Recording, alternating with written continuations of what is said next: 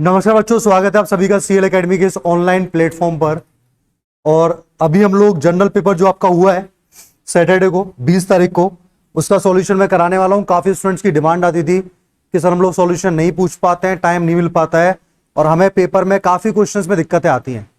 तो उन्हीं चीजों को दूर करने के लिए अब से मैं आपको मैथ्स का प्रॉपर सॉल्यूशन देने वाला हूं हर पेपर का। और आपको पता है कि एवरी सैटरडे आपके लगभग 3 से 4 टाइप के पेपर होते हैं। उसमें एयरफोर्स का XY भी होता है, उसके अलावा आपका जनरल का अलग पेपर होता है, दिल्ली पुलिस का अलग होता है, हरियाणा CET का अलग होता है। इसमें जो भी आपके मैथ्स के क्वेश्चंस आते हैं तो कोशिश करूंगा सभी क्वेश्चंस का सॉल्यूशन आपको समझा पाऊं। पर आपको वो सॉल्यूशन तभी समझ में आएगा जब वो टॉपिक आपने पहले से पढ़ा हुआ है।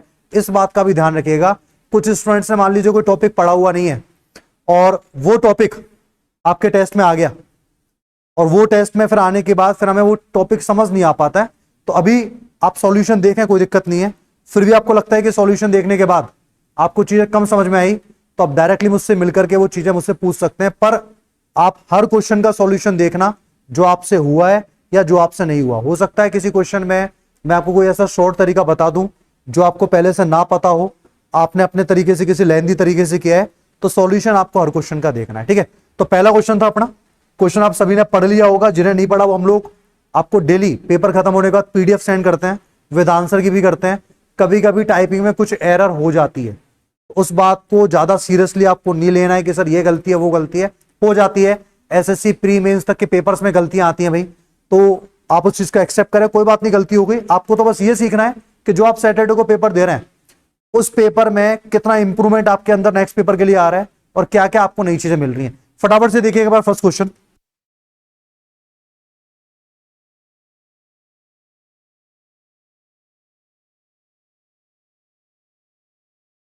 चलिए जी, फर्स्ट क्वेश्चन है 7 की पावर 19 + 2 को 6 से भाग देने पे क्या चीज बचेगा। थोड़ी सी स्पीड आपको बनानी पड़ेगी क्योंकि टाइम हमारे पास कम है और क्वेश्चन ज्यादा है। 7 की पावर 19 + 2 को 6 से भाग देना है। देखिए पहले आप 6 का भाग दीजिए 7 की पावर 19 में। 7 की पावर 19 में अगर मैं 6 का भाग दूंगा तो आप पहले फोकस करिए नंबर के ऊपर। नंबर क्या है? 7 है। 7 में क्या मैं 6 से भाग दे सकता हूं? बिल्कुल दे सकता हूं। 7 में अगर आपने 6 से भाग दिया तो आप कहेंगे सर शेषफल बचेगा 1। बिल्कुल बचेगा। 7 में 6 का भाग दिया, रिमाइंडर कितना आएगा? 1। 1 की पावर क्या है? 19। 1 की पावर अगर 19 है तो 1 की पावर 19 क्या होता है? 1 होता है। तो यहां से तो आपको मिल गया 1, प्लस में 2 अलग है, बटे में 6, 2 और 1 3। 3 में अगर आप 6 का भाग देंगे तो रिमाइंडर जो आएगा, शेषफल जो आएगा वो 3 आएगा। क्योंकि एक बात आप हमेशा ध्यान रखिएगा, छोटी संख्या में कभी भी बड़ी संख्या से डिवाइड किया जाता है तो रिमाइंडर हमेशा छोटी संख्या आती है। तो 3 में अगर आप 6 से डिवाइड करेंगे शेषफल 3 आएगा। ये इस क्वेश्चन का आंसर था। अगला क्वेश्चन देखिएगा आप लोग, एक सेकंड,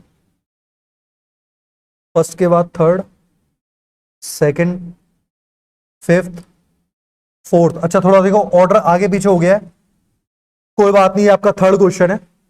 PPT बनाते समय क्वेश्चंस का ऑर्डर आगे पीछे हो गया, उससे कोई फर्क नहीं पड़ेगा। क्वेश्चन नंबर थर्ड देखिएगा एक बार, आगे सेकंड भी आएगा भाई, बौखलाना मत कि सेकंड नहीं आया, ऐसा सीधे थर्ड आ गया। समझिए एक बार, सबसे ऊपर लिखा हुआ 2 डिवाइड बाय √5 + √3। क्वेश्चन में रिपीट कर रहा हूं, -3 डिवाइड बाय √6 - √3। उसके अलावा प्लस में 1 डिवाइड बाय √6 + √5। यही आपको डाटा दिया हुआ है। अब हमें क्या करना है सुनिएगा, हम लोग करेंगे इसका परिमेयकरण, रेशनलाइजेशन। आपको पता है कि रेशनलाइजेशन करने के लिए अपोजिट सिंबल से ऊपर नीचे डिवाइड करना पड़ता है। प्लस है तो माइनस, माइनस है तो आप प्लस से मल्टीप्लाई करेंगे। तो यहां प्लस लिखा हुआ है तो ऊपर आप मल्टीप्लाई करेंगे √5 - √3 से, और नीचे भी आ जाएगा आपका √5 - √3। तो ये हो जाएगा a + b, हो जाएगा a - b। क्या होता है a + b, a - b? a² - b²। तो जरा बताइए, √5 का स्क्वायर 5 आएगा, √3 का स्क्वायर 3 आएगा, तो नीचे बचेगा सर 5 - 3। 5 - 3 मतलब कि 2, 2 से 2 क्या हो गया? कैंसिल। तो कुल मिलाकर ऊपर क्या बचा? ऊपर बचा √5 - √3। मेरे इस बात को समझ पा रहे हैं कि आप लोग? फिर से सुनना, सर हम लोगों ने परिमेयकरण किया है, रेशनलाइजेशन किया है। परिमेयकरण का मतलब होता है ऊपर और नीचे अपोजिट साइन से मल्टीप्लाई डिवाइड। तो √5 + √3 का ऊपर नीचे मल्टीप्लाई किया, √5 - √3 आया, नीचे a + b, a - b बन गया, 2 कैंसिल। अच्छा यहां देखिए, यहां अगर आप लोग ऊपर नीचे किससे मल्टीप्लाई करोगे? माइनस है, तो सर आप लोग √6 + √3 से मल्टीप्लाई करेंगे और इसी से डिवाइड करेंगे। फिर से a plus b a minus b बनेगा, a square minus B square, root 6 का स्क्वायर 6, रूट 3 का स्क्वायर 3, 6 में से 3 जाएगा 3, 3 से 3 क्या हो जाएगा, कैंसिल हो जाएगा। समझ पा रहे हैं? ऊपर जो नंबर आ रहा है वो वही आ रहा है जो नीचे a प्लस बी और a माइनस बी करने पे आएगा। यहां देखें आप लोग, यहां किससे मल्टीप्लाई होगा, यहां हो जाएगा रूट 6 माइनस रूट 5 से। तो फिर से a प्लस बी और a minus B, A square minus B square हम लोग काम में लेने वाला है। आ रही बातें समझ आ रही हैं? तो आप देखो क्या कैंसिल हो रहा है। आप कहेंगे सर कि प्लस के रूट 5 से माइनस का रूट 5 कैंसिल, माइनस के रूट 6 से प्लस का रूट 6 कैंसिल, ये बचा हुआ है माइनस का रूट 3 और ये आपका माइनस प्लस माइनस का रूट 3 और डाटा आ गया माइनस का 2 रूट 3। माइनस का 2 रूट 3 कौन सा ऑप्शन है? ऑप्शन नंबर सी है। अब मैं रिपीट नहीं कर पाऊंगा क्योंकि मुझे काफी सारे क्वेश्चंस का सॉल्यूशन कराना है। आपको पता है मैथ्स में सॉल्यूशन कराने में सबसे ज्यादा समय लगता है, तो आप लोग रिपीट कर लीजिएगा सॉल्यूशन को अगर आपको लगता है कि आपको कम समझ में आया। क्वेश्चन नंबर सेकंड देखें, एक भिन्न का हर 30 है। हर होता है आपका डिनोमिनेटर, डिनोमिनेटर 30 होना चाहिए। तो आप कहेंगे सर 30 तो सभी के बटे में, फिर कैसे पहचानेंगे हम लोग? फिर आगे पढ़ो ना, क्वेश्चन किसने मना किया है। वह जो फ्रैक्शन है वो 5/8 और 7/11 के बीच में होना चाहिए। मतलब कि वो संख्या 5/8 से तो बड़ी होनी चाहिए, 7/11 से छोटी होनी चाहिए, दोनों के बीच की संख्या हो। कैसे चेक करेंगे? पहला ऑप्शन है सर 18/30, सॉल्व कर लेते हैं तो 6 दूनी 18, सॉरी 6 × 18, 6 × 30, ये आ गया आपका 3/5। 18/30 का क्या मतलब है? 3/5। आप चाहें तो इसकी अप्रोक्सीमेट वैल्यू निकाल सकते हैं, या फिर मैं आपको दो फ्रैक्शन की तुलना करना बता रहा हूं। हमारा जो क्वेश्चन है वो ये है कि जो भी संख्या आंसर आएगी वो 5/8 से बड़ी होगी। तो 5/8 की तुलना करी मैंने 3/5 से, तो मैं चेक करना चाह रहा हूं कि सर 3/5 5/8 से बड़ा है या नहीं है। कैसे चेक किया जाएगा? क्रॉस मल्टीप्लाई, 5 × 5 25 हो गया, 8 × 3 24 हो गया। सर 25 बड़ा होता है तो 5/8 बड़ा आ रहा है, जबकि संख्या हमें 5/8 से बड़ी चाहिए। तो इसका मतलब ये ऑप्शन क्या हो गया? गलत हो गया। 18/30 किसी भी कंडीशन में सही आंसर नहीं है। आया कुछ समझ? 18/30 हमारा आंसर नहीं है, क्योंकि 18/30 मतलब 3/5 और 3/5 में क्रॉस मल्टीप्लाई जब मैंने किया, वह जोड़ा जब भी आप करोगे राइट हैंड साइड से करोगे, 5 × 5 25, 8 × 24, 25 बड़ा आ रहा है, यानी कि 5/8 बड़ा आ रहा है, जबकि हमें वो संख्या बड़ी चाहिए। तो ये गलत हो गया। तो देखो 18/30 गलत हो गया, कोई बात नहीं। 19/30 को चेक करें जरा, 19/30 को चेक करूंगा तो 19/30 ये बड़ा आना चाहिए 5/8 से। चेक कर लेते हैं, 30 पंजे कितना हो गया? 150 हो गया, 152 हो गया। ठीक है, 152 बड़ा है, मतलब ये बात तो सही है। पहली बात तो सही हो गई कि 19/30 बड़ा आ रहा है 5/8 से। अच्छा, 7/11 से छोटा होना चाहिए,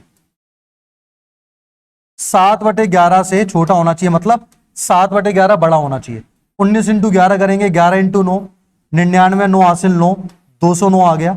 30 × 7 करेंगे, 210 आ गया। बड़ा आ रहा है 210, 7/11 बड़ा आ रहा है, यानी कि 19/30 छोटा है। यही तो आपको चाहिए था कि सर वो संख्या 7/11 से तो क्या होनी चाहिए? छोटी होनी चाहिए, 5/8 से बड़ी होनी चाहिए। तो किन्हीं भी दो भिन्नों को, किन्हीं भी दो फ्रैक्शन को कैसे कंपेयर करना है ये मैं आपको सिखा चुका हूं। क्रॉस मल्टीप्लाई करके करेंगे हम लोग, ये आपका आंसर है। नेक्स्ट क्वेश्चन देखिएगा। अभी भी मैं आपसे कह रहा हूं कि कोई क्वेश्चन अगर आपको लग रहा है नहीं समझ में आ रहा, कोई दिक्कत नहीं, आप मुझसे आकर के वापस से समझ सकते हैं। पर फिर भी मैं आपसे यही पूछूंगा कि आपने सॉल्यूशन देखा या नहीं देखा। आप एक बार इन चीजों को विजिट तो करो, जिससे कि आपका भी टाइम बचे, आपको भी बार बार वेट ना करना पड़े सर कब फ्री होंगे तब हम डाउट बताएंगे। तो कभी कभी काफी काम ऐसे हो जाते हैं जिनकी वजह से हम लोग समय नहीं निकाल पाते। तो आपके लिए ही ये सारी मेहनत की जा रही है, इसका फल हमें मिलना चाहिए आपके सिलेक्शन की फॉर्म में। ये बात ध्यान रखिएगा आप लोग। और कोई भी हमें आपसे उम्मीद नहीं है सिवाय सिलेक्शन के। यहां देखिए 3.6 × 1.62, 0.48 × 3.6। तो जब मैं इन दोनों में कॉमन देखूंगा तो 3.6 कॉमन आ रहा है, 3.6 यहां पर भी है, 3.6 यहां पर भी है। क्या बचा? 1.62 प्लस 0.48 जोड़ेंगे तो यह आ जाएगा सर 2.1, 2.1 आएगा, क्योंकि 62 और 48 1.1 होता है, तो ये 2.1 आ गया। ठीक है, यहां देखिए यहां क्या कॉमन आ सकता है इन तीनों में? इन तीनों में सर 1.8 कॉमन आ सकता है। 1.8 अगर मैंने कॉमन लिया तो ये बचेगा 0.8, फिर प्लस का साइन है, 18 का 108 में भाग जाता है 6 बार, 18 छिक्के 108 होते हैं, यानी कि 0.6 या 6 आएगा, 6 बार कैंसिल हुआ, इनटू में कितना 0.3 माइनस 2.16 में 1.8 का डिवाइड करना, जरा कितना आएगा, 18 एकम 18, 3 बचेगा, 18 दूनी 36, यानी कि 1.2। देखो मैं क्या कर रहा हूं, वापस सुनना, ये जो नीचे आपको जोड़े दिखाई दे रहे हैं ना दो दो के, ये जो दो दो के आपको जोड़े दिखाई दे रहे हैं, इसमें से हम लोग 1.8 कॉमन ले रहे हैं, तो तीनों में से मैंने 1.8 कॉमन लिया। कॉमन लेने का मतलब होता है उस संख्या से भाग दे देना, तो 1.8 का मैंने क्या कर दिया, डिवाइड कर दिया। क्लियरिटी आ रही है क्या? ठीक है, चलिए अब देखिए एक बार, 3.6 इंटू 2.1, 1.8 तो कॉमन आ गया, क्या बचा अंदर देखिए, 6 थी 18, 1.8, 1.8 में से 1.2 गया, 0.6, 0.6 प्लस 0.8 1.4, डाटा आ गया 1.4। अब यहां कैलकुलेशन कीजिएगा, यहां 18 दूनी 36 हो गया, ये भी पॉइंट से पॉइंट कैंसिल, 2 से 14 7 बार, 7 से 21 3 बार, तो फाइनल जो आंसर आएगा वो क्या आएगा, 3 आंसर आएगा। दिखने में कॉम्प्लिकेटेड जरूर लग सकता है, पेशेंसफुली चीजों को समझेंगे, सॉल्व करेंगे, आंसर आपका आएगा 3 क्वेश्चन का आंसर है। ठीक है, नेक्स्ट क्वेश्चन देखिए आप लोग, क्वेश्चन सारे करने वाले हैं, ऑर्डर आगे पीछे हो सकता है, ये चौथा क्वेश्चन है, 5वां मैंने पहले ही करा दिया। बताओ, x equal to 1 plus √2 plus √3 है, आपको क्या करना है, हमें सर क्वेश्चन जो पूछा है उसमें पूछा है एक्स स्क्वायर माइनस के 2x प्लस 4, एक्स स्क्वायर कैसे आएगा, आप ये सोचो, एक्स स्क्वायर तब आएगा जब बोथ साइड स्क्वायर किया जाए, पर अगर आपने अभी स्क्वायर किया तो भयंकर दर्द होने वाला है, तो आप अभी स्क्वायर नहीं करेंगे, आप 1 को उधर ले गए, सिंपल सिंपल नंबर एक तरफ, आड़े टेढ़े नंबर एक तरफ, अब आप स्क्वायर करिए बोथ साइड, यहां a प्लस बी का होल स्क्वायर लगेगा और यहां लगेगा a माइनस बी का, क्या होगा, एक्स स्क्वायर माइनस के 2x प्लस का 1, इतना तो कर पाएंगे हम लोग, x माइनस 1 का होल स्क्वायर ओपन करेंगे तो एक्स स्क्वायर प्लस का 1 माइनस के 2x, यहां होल स्क्वायर ओपन करना जरा, √2 का स्क्वायर 2, √3 का स्क्वायर कितना आ गया, 3 आ गया, और ये आ गया 2√3 दूनी 6, तो ये आ गया आपका एक्स स्क्वायर माइनस के 2x plus 1 is equal to 5 plus 2√6। मुझे क्या निकालना है, मुझे तो सर एक्स स्क्वायर माइनस के 2x प्लस 4 की वैल्यू आपको पता करनी है, तो प्लस का 4 अगर आपको पता करना है तो यहां बोथ साइड आप लोग 3 ऐड कर दें, 3 ऐड करते ये क्या बन जाएगा, ये बन जाएगा एक्स स्क्वायर माइनस के 2x, 3 और 1 क्या हो जाएंगे, 4 हो जाएंगे। सामने आपने 3 ऐड किया तो देखो 5 और 3 कितना हो गया, 8, और प्लस में आपका 2√6, क्या कॉमन आएगा, 2 कॉमन आएगा, 4 प्लस √6। ऐसी किसी की शक्ल मैच हो रही है, देखो फटाफट से, ये रहा 2 इंटू 4 प्लस √6 आपका आंसर आ चुका है। नेक्स्ट क्वेश्चन पे आए, क्वेश्चन नंबर 6, 1936 में कौन सी न्यूनतम संख्या जोड़ी जाए या घटाई जाए कि प्राप्त संख्या को 9, 10 और 15 से भाग देने पर प्रत्येक स्थिति में 7 शेष बचे। देखो आप 9 से भाग दें, 10 से भाग दें, चाहे 15 से भाग दें, प्रत्येक स्थिति में क्या शेषफल आ रहा है, 7 आ रहा है। तो ऐसा होने के लिए 1936 में से क्या माइनस किया जाए, प्रॉपर तरीका क्या होता है, हम लोग वाई ऑप्शन क्वेश्चन को सोल्व कर सकते हैं, पर ऐसा आपको करना नहीं है। प्रॉपर मेथड है कि आप 9, 10, 15 का एलसीएम लेंगे, 9, 10, 15 का एलसीएम लेंगे, जो कि कितना आएगा, 90 आएगा। आ गया एलसीएम 90। अच्छा, अब आपको क्या करना है, 90 का ऐसा मल्टीपल ढूंढना है जो 1936 के आसपास आए। आपको पता है कि 90 इंटू 20 करेंगे 1800 आएगा, लगभग 1900 के पास तो पहुंचे। अब 20 से बड़ा नंबर अगर हम लोग लेके चले, 20 से बड़ा नंबर क्या आएगा आपका, 21 आएगा। तो 90 गुणा 21 अगर हम लोग करते हैं तो 9 एकम 9, 9 दूनी 18, ये आ गया सर 1890 आ गया। 90 का जो मल्टीपल है 1936 के आसपास, वो आपका आ चुका है 1890। प्रत्येक स्थिति में क्या शेषफल आना चाहिए, 7। इसका मतलब वो नंबर होगा 1890 प्लस 7, ये आ गया 1897, 1897। तो वो संख्या कितनी आ चुकी है आपकी, 1897 आ चुकी है। ये कौन सी संख्या पता है, ये वो संख्या है जिसमें चाहे तो आप 9 से भाग दे लो, चाहो तो आप 10 से भाग दे लो या आप 15 से डिवाइड कर लें। हर कंडीशन में शेषफल यानी कि रिमाइंडर आपको 7 मिलने वाला है, 7 मिलने वाला है, ये वो संख्या है। अब हमारा क्वेश्चन क्या है? हमारा तो क्वेश्चन है कि सर 1936 में से क्या माइनस किया जाए, ये क्वेश्चन पूछा हुआ है। तो 1936 में से मैं क्या माइनस करूं कि 1897 आ जाए? तो आप कहेंगे सर एक काम करो, 39 माइनस करके देखो। आप 39 माइनस करेंगे तो नंबर कितना आ जाएगा? 1897। तो क्या किया हम लोगों ने? जिन नंबर का भाग देना था पहले आपने उनका एलसीएम लिया 90, फिर जो संख्या स्टार्टिंग में दी हुई है उसके आसपास कैसे पहुंचना है, तो 90 को एक मैंने नंबर से मल्टीप्लाई किया 21 से, 21 से मल्टीप्लाई किया तो 1890 आ गया, जो लगभग 1936 के पास है। अगर प्रत्येक स्थिति में शेषफल 7 आ रहा है तो 7 जोड़ने पर आपको वो नंबर पता लग जाएगा 1897, और फिर अंतर देख लो, 39 का अंतर है, 39 क्वेश्चन का आंसर। एक संख्या को दो भागों में इस प्रकार बांटा गया कि पहले भाग का 80%, पहले भाग का 80%, देखिए मैंने मान लिया संख्या के जो दो भाग हैं एक्स और वाई हैं, संख्या के जो दो भाग हैं वो कौन से हैं? एक्स और वाई। अब बोल रहा है कि पहले भाग का 80% दूसरे भाग के 60% से 3 अधिक है।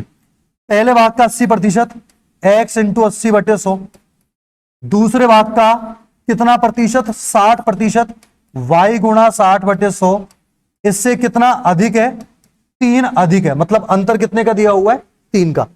अब हम लोग एक काम कर सकते हैं, 0 से 0 कैंसिल, 0 से 0 कैंसिल, 10 अगर हम एलसीएम लें तो इक्वेशन आ गई 8x माइनस 6y, और 10 उधर चला जाएगा, 10 दिया 30। एक इक्वेशन तो ये हो चुकी है, पर आपको पता है कि वेरिएबल 2 है x और y, तो एक इक्वेशन से काम चलने वाला नहीं है। सेकेंड इक्वेशन कैसे निकालेंगे वो देखो। सेकेंड इक्वेशन निकालने के लिए क्वेश्चन बोल रहा है दूसरे भाग का 80% पहले भाग के 90% से 6 अधिक है। दूसरे भाग का 80% यानी कि y का 80% पहले भाग के 90% से, x के 90% से कितना अधिक है? 6 अधिक है, तो सामने क्या आ गया? आपका 6 आ गया। दूसरे भाग का 80% पहले भाग के 90% से 6 अधिक है, अंतर 90 का आ गया। अब इसको अगर मैं सॉल्व करूं तो 0 से 0 यहां भी कैंसिल हो रही है, यहां आ गया सर 8y माइनस के 9x, 10 जो एलसीएम आएगा वो सामने जाके शिफ्ट हो जाएगा, 10 इंटू 6 कितना आएगा? 60। 8y माइनस के 9x इक्वल टू 60। और अब ये मेरा मानना है कि सर दो इक्वेशन हमारे पास हो गई। पहली तो है आपके 8x माइनस के 6y इक्वल टू 30, और सेकेंड है आपकी 8y माइनस के 9x इज इक्वल टू 60। आप ये दोनों कर पाएंगे क्या? आप दोनों इक्वेशन को सोल्व करना जानते हैं? कैसे करते हैं? हर चीज में कहीं ना कहीं मैथ सीखने का आपको मौका मिलेगा। एक सिंपल सा क्वेश्चन ये भी आ सकता है कि बताइए एक्स और वाई का मान क्या आएगा, तो वहां ये चेक होगा कि आपको इक्वेशन सोल्व करना आता नहीं आता। कैसे करते हैं भाई सोल्व?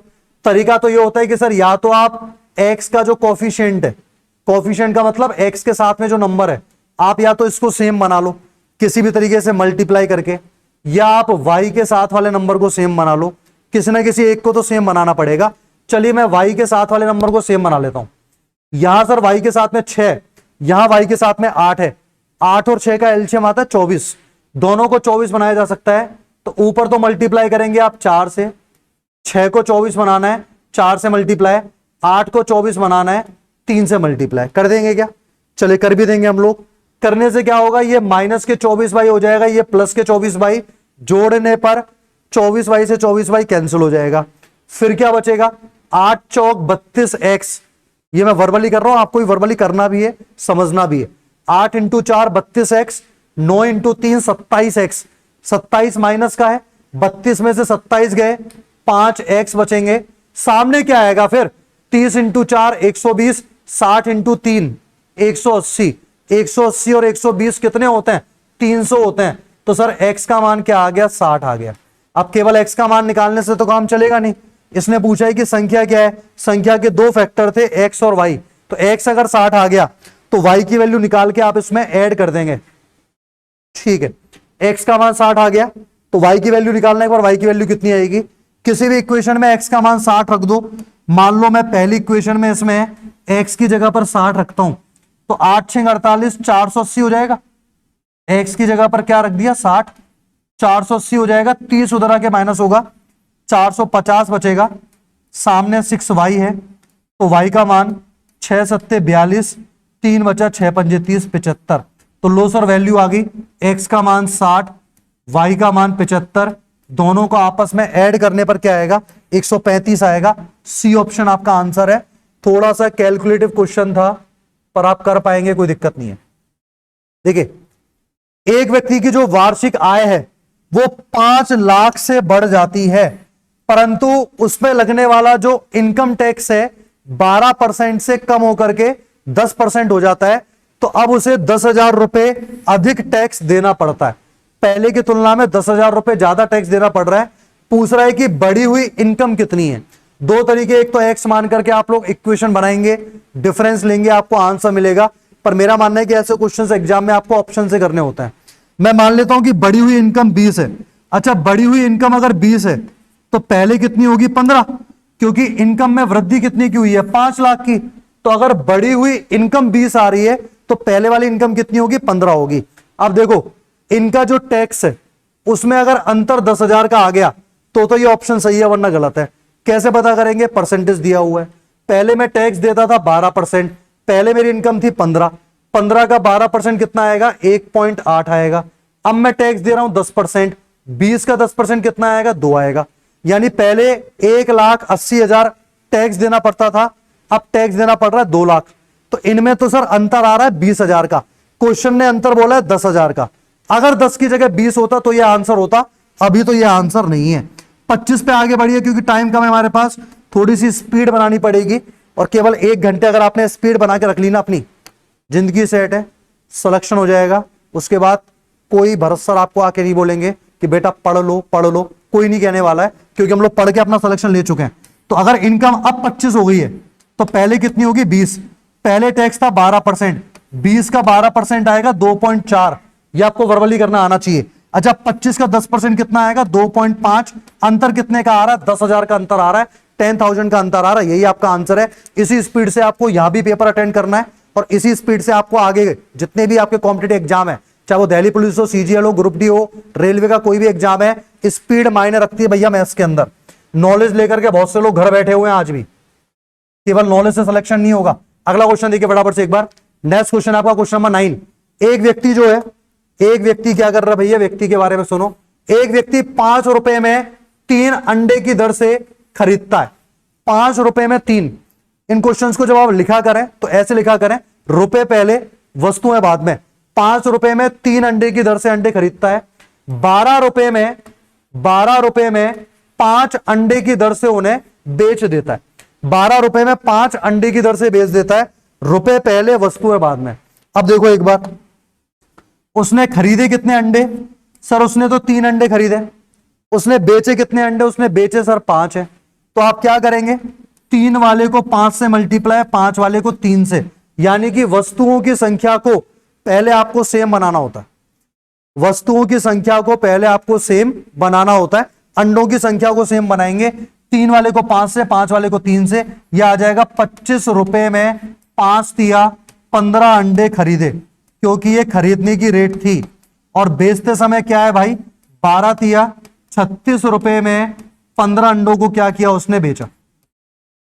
36 रुपए में 15 अंडों को बेचा। तो आप सुन रहे हैं एक बार, 25 रुपए में खरीदे, 36 रुपए में बेचे।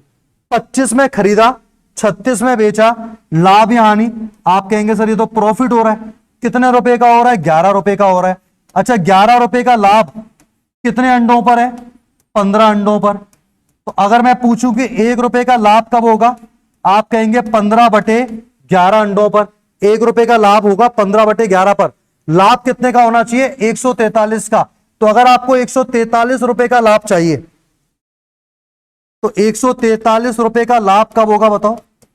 ये हो जाएगा सर 15/11 इंटू 143। 11 से डिवाइड करेंगे, 11 एकम 11, 3 बचा, 11 तिया 33, और ये 15 ती 45, 5 4 195, 195। इस क्वेश्चन में पूछा था अंडों की संख्या कितनी होगी, 195। तो जब भी आपसे वस्तुओं की संख्या पूछे, यहां वस्तु कौन है, अंडे हैं, वस्तुओं की संख्या पूछे, पहले वस्तुओं की संख्या को सेम बनाओ, उसके बाद क्वेश्चन में आगे बढ़ना है। नेक्स्ट क्वेश्चन, क्वेश्चन नंबर 10 देखिए फटाफट से एक बार। एक आदमी एक वस्तु उसके क्रय मूल्य से 5% अधिक मूल्य पर बेचता है। क्रय मूल्य से 5% अधिक का मतलब अगर उसने 100 में खरीदा है तो उसको कितने में बेच देगा? 105 में। अगर खरीदा 100 में है तो बेचेगा कितने में? 105 में। यही मतलब होता है 5% अधिक मूल्य पर बेचने का। आगे क्या बोल रहा है? अगर वह 5% कम में खरीदता है, 5% कम में खरीदने का मतलब देखो सर, पहले तो आपने खरीदा 100 में, अब आप 5% कम में खरीद रहे हो तो कितने में खरीदा जाएगा? 95 में खरीदा जाएगा। उसके बावजूद 10% के लाभ पर बेचता है तो नया एसपी कितना आएगा? देखो, मैंने किसी वस्तु को 95 रुपए में खरीदा, 10% के लाभ पर बेचना चाहता हूं तो लाभ और हानि हमेशा किस पे होता है? सीपी पे होता है। तो 95 के ऊपर आपको 10% का लाभ चाहिए, 95 का 10% आएगा 9.5। लाभ चाहिए तो 9.5 इसमें जोड़ दें, तो 95 में अगर मैं 9.5 जोड़ूंगा तो यह आएगा 104.5। कैसे आ रहा है? समझ में आया? 95 रुपए वाली वस्तु पर 10% का लाभ चाहता है तो 10% का लाभ चाहिए तो 95 का 10% 9.5 जोड़ेंगे तो 104.5। अब जरा क्वेश्चन को समझो आप। पहले सर बेचा गया था 105 में और अब बेचा गया है 104.5 में। कितने रुपए की आपने कटौती की? आधे रुपए की। आधे रुपए कम में बेचा तो आपके हिसाब से तो आधे रुपए कम में बेचा गया। क्वेश्चन के हिसाब से 2 रुपए कम में बेचा गया, इसका मतलब आधे का मान 2 है तो 1 का मान क्या हो जाएगा? 4। 1 का मान 4 तो सीपी आपने 100 माना था, 100 की वैल्यू क्या आ जाएगी? 400 आ जाएगी। ऑप्शन नंबर बी आपका आंसर था, ऑप्शन नंबर बी। आगे बढ़ेंगे हम लोग। नेक्स्ट क्वेश्चन देखिए, क्वेश्चन नंबर 11। किसी धनराशि पर साधारण ब्याज मूलधन का 1/4 है। किसी धनराशि पर साधारण ब्याज मूलधन का 1/4 है। वर्षों की संख्या और वार्षिक ब्याज की दर बराबर है। यानी कि आपसे कह रहा है कि सर टाइम और रेट दोनों बराबर है। जिन लोगों को मैं ये चैप्टर पढ़ा चुका हूं वो लोग इस क्वेश्चन को बिना सॉल्यूशन देखे भी कर लेंगे। और मैंने आपसे स्टार्टिंग में कहा कि अगर आपका चैप्टर पढ़ा हुआ नहीं है तो हो सकता है सॉल्यूशंस देखने में थोड़ी दिक्कत आए, तो आप पेशेंस रखना, जब आपकी क्लास में वो टॉपिक हो जाएगा आप बिल्कुल कर पाएंगे उस क्वेश्चन को।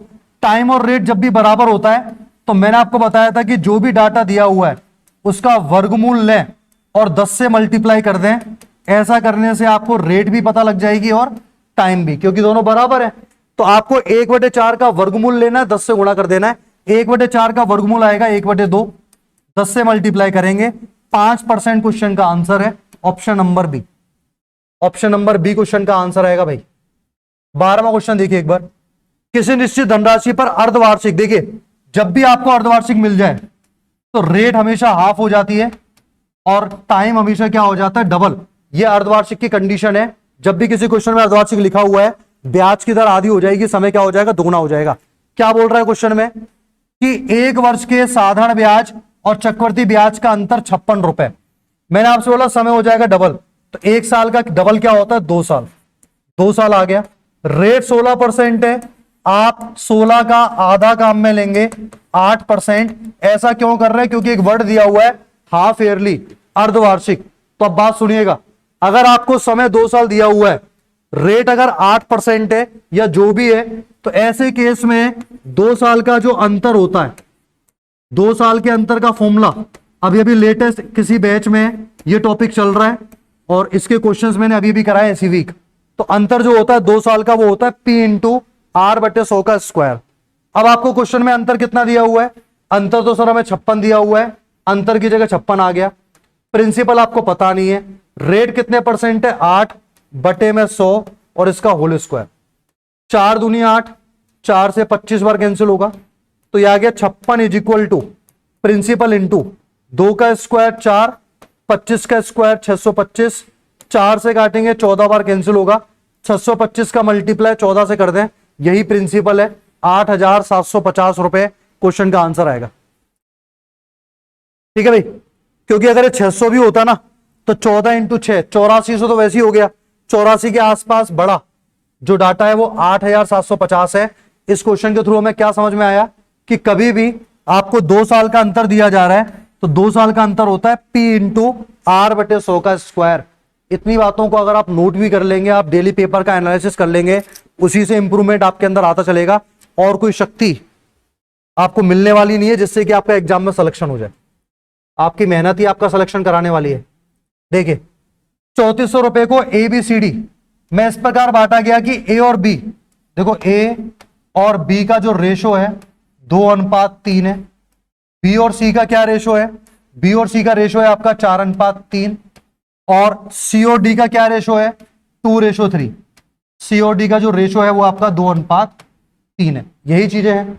सभी का कंबाइंड कैसे रेशो निकालते हैं, यह आपको अनुपात चैप्टर के अंदर जरूर पढ़ाया होगा। अगर मैंने क्लास में रेशो टॉपिक पढ़ाया है तो इनको मैंने कंबाइंड करना जरूर सिखाया है। पहली या दूसरी क्लास में ऐसे मैं क्वेश्चंस कराता हूं। जिन्होंने नहीं पढ़ा सुनना, 3 के आगे जितने भी आएंगे सारे 3 आएंगे। आगे वाले नंबर के हिसाब से, पिछला अगर कोई नंबर लिखना है तो पिछले नंबर के हिसाब से। आप बताओ 3 के आगे क्या आना चाहिए? 3 के आगे सर 3 आएगा। 4 से पहले क्या आएगा? 4 आएगा। यहां तो आगे जगह है नहीं, 2 से पहले 2 आ गया, 2 से पहले 2 आ गया। गुणा करते जाओ इनका आपस में तो मैं चारों का रेशो निकाल पाऊंगा। ध्यान देना क्या रेशो आएगा? 4 दूनी 8 दूनी 16, 4 तिया 12 दूनी 24। गुणा कर रहे हैं हम लोग आपस में। 3 तिया 9 दूनी 18, और लास्ट में है 3 तिया 9 तिया 27। ये सर चारों व्यक्तियों के बीच पैसे का अनुपात आ चुका है।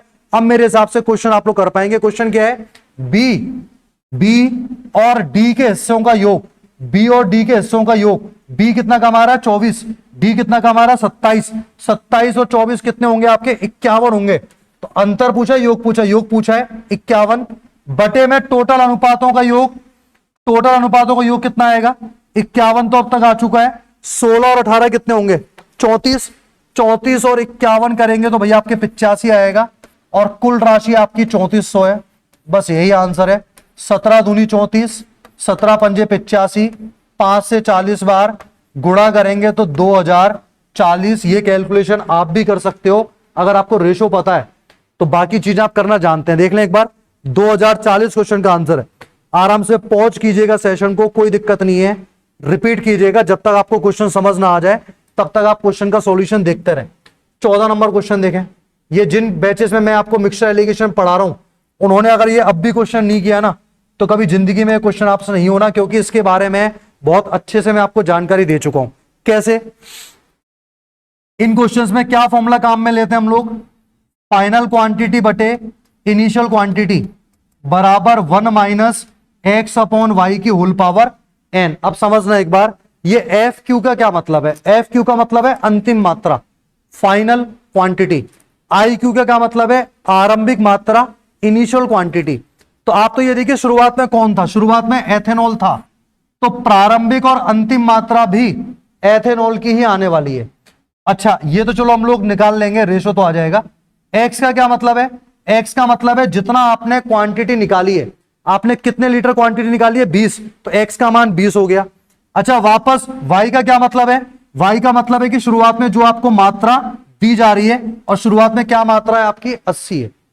तो सोल्व कर लेते हैं एक बार। 1 माइनस एक्स की वैल्यू 20, वाई की वैल्यू 80, और ये चीज कितनी बार की गई है? इस प्रक्रिया को 2 बार रिपीट किया गया है। इसका मतलब एन का मतलब होता है कि आप उसको कितनी बार रिपीट कर रहे हैं। तो सारी सब कुछ चीजें मैं समझा चुका हूं। बाकी अगर फिर भी दिक्कतें आ रही है तो थोड़ा सा आपके बैच में जब ये टॉपिक चलेगा तब तक के लिए आप लोग वेट करना। तो 1 माइनस 20 बटे 80 का स्क्वायर करेंगे कितना आएगा? 4 बार, 1 में से 1 बटे 4 गया, 3 बटे 4, स्क्वायर आ गया 9 बटे 16। इसका मतलब सर अंतिम मात्रा प्रारंभिक मात्रा के बीच जो अनुपात आ रहा है वो आपका आ रहा है 9 बटे 16। क्वेश्चन में दिया हुआ है कि शुरुआत में 80 लीटर था, तो बताइए वर्तमान मिक्सचर में पानी कितना है? तो समझना एक बार, सर शुरुआत में एथेनॉल 80 था, पर रेशो के हिसाब से 16 है। 16 का मान 80 है तो 1 का मान 5 है, 9 का मान क्या आ जाएगा? 45। तो जो 80 मिक्सचर एथेनॉल का था उसके अंदर पानी मिलाते मिलाते एथेनॉल कितना बचा? 45 बचा। तो पहले 80 था, अब 45 बचा। बाकी की जगह किसने घेर ली? पानी ने। तो पानी कितना होगा? 80 में से 45 गया, 35 लीटर आपका आंसर आएगा, ऑप्शन नंबर सी।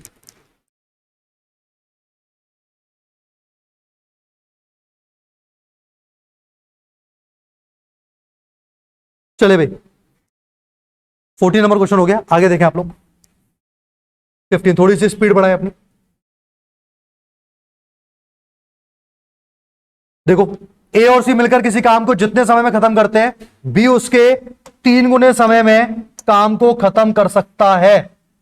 बी को समय कितना लग रहा है? 3 गुना। देखिए समय और क्षमता इन दोनों के बारे में आपको इंफॉर्मेशन होनी चाहिए। जितना ज्यादा समय लगेगा उतनी क्षमता क्या हो जाएगी? कम हो जाएगी। एफिशिएंसी टाइम का उल्टा होता है। तो अगर हम कहें कि बी और ए और सी इनकी अगर मैं क्षमता का अनुपात निकालूं तो 1:3, क्योंकि बी को समय 3 गुना लग रहा है, यानी क्षमता हो जाएगी 1/3। तो बी की तुलना किससे की मैंने? ए और सी से। तो एफिशिएंसी का अनुपात आ गया 1/3। आगे क्या बोल रहा है? ए और बी को मिलकर काम करने में जितना समय लगता है, सी को डबल समय लगता है। तो देखिए सी और ए और बी समय डबल लग रहा है, तो क्षमता हो जाएगी आधी 1/2। तो आप यहां ध्यान देना, ये जो 1/3 लिखा हुआ है ये क्षमता का अनुपात है, 1/2 जो लिखा हुआ है ये भी एफिशिएंसी का अनुपात है, क्योंकि क्षमता टाइम का उल्टा होती है। तो अब हम लोग एक काम कह सकते हैं कि सर यहां पर काम करने वाले व्यक्ति हैं ए, बी और सी, यहां भी काम करने वाले व्यक्ति हैं ए, बी और सी। मतलब काम करने वाले व्यक्ति जो है वो दोनों जगह क्या है? सेम है। काम करने वाले व्यक्ति दोनों जगह सेम है, तो सर टोटल क्षमता भी सेम होनी चाहिए। यहां जो है वो टोटल क्षमता 3 और 1 4 है, यहां टोटल क्षमता 2 और 1 3 है। तो 4 वाले को तो 3 से मल्टीप्लाई कर दिया और 3 वाले को ऊपर नीचे 4 से मल्टीप्लाई कर दिया। ये हो जाएगा 3/9 और ये हो जाएगा 4/8। आप खुद देखो 3/9 का मतलब 1/3 ही होता है, पर 3/9 में अगर मैं टोटल करूंगा तो 9 और 3 12 आएगा। यहां टोटल करेंगे तो 8 और 4 12 आएगा। टोटल क्षमता 12 आ गई। 12 में से बी की क्षमता कितनी है? 3। 12 में से बी की क्षमता 3 है। सी की क्षमता कितनी है? सी की क्षमता है सर 4। 4 और 3 7। तो फिर ए की क्षमता कितनी बची भाई? ए की क्षमता बचेगी 5। अब ये देखिए क्षमता का मैंने अनुपात निकाल दिया, रेशो आ चुका है क्षमता का 5:3:4। ये एफिशिएंसी का रेशो आ चुका है ना। हमसे पूछ रहा है कि तीनों मिलकर काम को 10 दिनों में करते हैं, तो ए को कितना समय लगेगा? ए का समय पूछा है, ए का समय पूछा है तो ए के समय को ए की क्षमता से गुणा करें, और ये जो समय दिया हुआ है 10 दिन, ये तीनों का समय है, तो 10 को मल्टीप्लाई करें तीनों की क्षमता से। तीनों की क्षमता है 5 और 3 8 और 4 12। बस ये कैलकुलेशन करनी है और ए का मान आ जाएगा 12 दूनी 24। जो लोग ये टॉपिक पढ़ चुके हैं मेरी सारी बातों को समझ पा रहे होंगे। बस ये सॉल्यूशन इसलिए कि आपने अगर क्वेश्चन किया और आपने गलती की तो आपको पहचान पड़ जाए कि आपने क्या गलती की है। अगला क्वेश्चन, क्वेश्चन नंबर 16, देखो इसको एक बार। 2 पाइप ए और बी एक टैंक को 36 और 45 मिनट में भर सकते हैं। तीसरा पाइप सी 30 मिनट में खाली कर सकता है। पाइप वाले जितने भी क्वेश्चंस आते हैं, तो जो पाइप भरने का काम करता है उसकी क्षमता को पॉजिटिव काम में लेते हैं, और जो पाइप खाली करने का काम करता है उसकी क्षमता को नेगेटिव काम में लिया जाता है। तो सी जो है वो खाली कर रहा है, माइनस में लिया। एलसीएम कितना आ गया? 180। 36 से 5 बार, 45 से 4 बार, 30 से माइनस के 6 बार।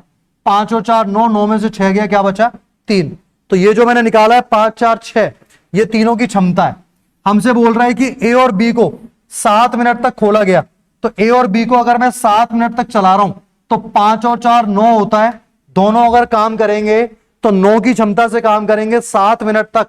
9 7 63, 63 काम हो चुका है। कितने में से? 180 में से। 180 में से 63 काम हो गया, तो क्या बच गया भाई? 117 काम अभी भी बाकी है। कौन करेगा इसको? तीनों मिलके करेंगे। तीनों की क्षमता कितनी है? 3। तो 117/3 कितना आएगा? 3 3 9, 2 बचेगा, 3 9 27, 39 मिनट। कुछ लोग ना 39 मिनट आते ही बिल्कुल आग बबूला हो जाएंगे और 39 को आंसर ला के आ जाएंगे। जरा पढ़ो तो भाई क्वेश्चन क्या पूछा गया है। टैंक को भरने में कितना समय लगा? तो सर 39 मिनट तो बाद में लगे। शुरुआत के 7 मिनट तक इन्होंने क्या किया? 7 मिनट तक इन्होंने बैठ के ताली थोड़ी ना बजाई है। 7 मिनट तक इन्होंने टैंक को भरने का काम किया है। तो 39 और 7 कितने होते हैं? 46। ऑप्शन नंबर बी क्वेश्चन का आंसर आएगा। जल्दीबाजी करने की 1% भी नीड नहीं है। नेक्स्ट क्वेश्चन देखें आप लोग, क्वेश्चन नंबर 17। देखो, एक स्कूटर की मरम्मत कराने के बाद स्पीड हो चुकी है 54। मरम्मत कराने के बाद स्पीड 54 है। मरम्मत कराने से पहले स्पीड 48 थी। तो जिस दूरी को 6 घंटे में तय करता है मरम्मत कराने के बाद। देखो दूरी क्या होती है, दूरी होती है सर समय इंटू चाल। 6 घंटे में 54 की स्पीड से, 54 काम मैं क्यों ले रहा हूं, क्योंकि ये जो 6 घंटे में उसने दूरी तय की है ना, ये मरम्मत कराने के बाद तय की है, और मरम्मत कराने के बाद स्पीड हो जाएगी 54। तो आपसे बोल रहा है कि उसी दूरी को मरम्मत कराने से पहले अगर तय करेगा तो कितना समय लेगा। समय बराबर दूरी बटे चाल, 6 इंटू 54 बटे 48। 6 से कितनी बार, 8 बार। 4 से कितनी बार, या 2 से काटें इसको, 2 से 4 बार, 2 से 27 बार। तो आपका समय आएगा सर 27 बटे 4 घंटे। 4 का भाग 6 बार जाएगा, 4 6 24, 3 बटे 4 बचेगा। तो 6 घंटे 45 मिनट, क्योंकि इस 3 बटे 4 को आप चेंज करेंगे, 60 से गुणा करेंगे, 1 घंटे में 60 मिनट होते हैं। तो 3 बटे 4 इंटू 60 कितना आएगा, 45 आएगा। ये आपका आंसर है।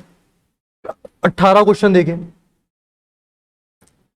5 साल पहले, 5 साल पहले ए बी सी और डी की औसत आयु 45 साल थी। तो आप मुझे बताइए इन चारों की औसत आयु 5 साल पहले 45 थी, तो चारों की औसत आयु अभी कितनी हो जाएगी, 50, क्योंकि 45 तो 5 साल पहले का है, अभी 50 हो जाएगी। टोटल 4 लोग हैं, 4 से मल्टीप्लाई कर दो, 200 आ गया। टोटल चारों की एज कितनी आ गई, 200 आ गई। जब ई को शामिल कर लिया जाता है तो औसत हो जाता है 49। तो इन पांचों का टोटल कितना आएगा बताइए, इन पांचों का टोटल आपका आएगा 49 गुणा 5, और 49 गुणा 5 कितना होता है भाई,